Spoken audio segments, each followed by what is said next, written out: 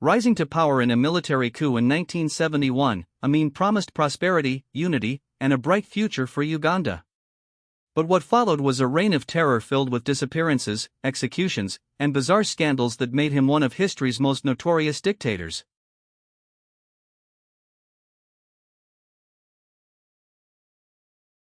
Idi Amin, a former British colonial soldier, seized control of Uganda by overthrowing President Milton Obote. At first, he was celebrated as a hero, but soon, his thirst for absolute power turned him into a ruthless ruler. He expelled over 60,000 Asian citizens, seizing their businesses and properties, which led to an economic collapse.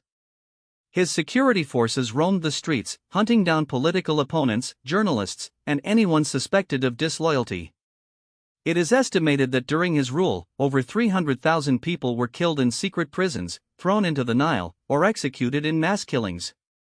His paranoia led him to change his bodyguards frequently, and he would sometimes wear a bulletproof vest even in his own palace.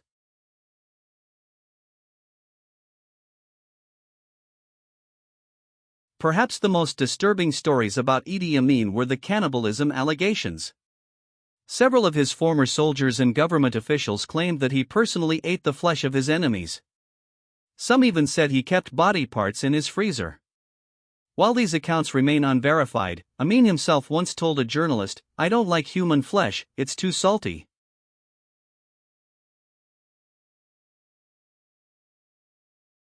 Amin loved giving himself ridiculous titles.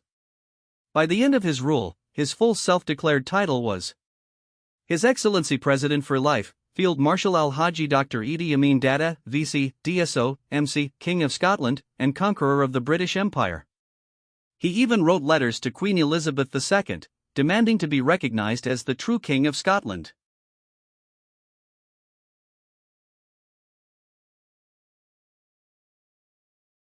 After years of economic decline and brutal rule, Amin made a fatal mistake. He invaded Tanzania in 1978.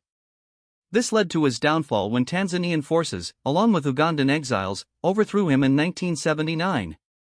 Amin fled to Libya, then Saudi Arabia, where he lived in exile until his death in 2003.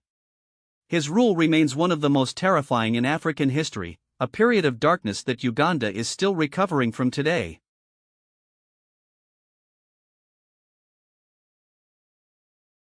Idi Amin's rule is a chilling reminder of the dangers of absolute power.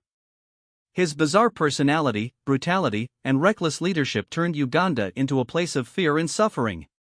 Today, his story serves as a warning of what happens when a leader becomes a dictator obsessed with power, fear, and control.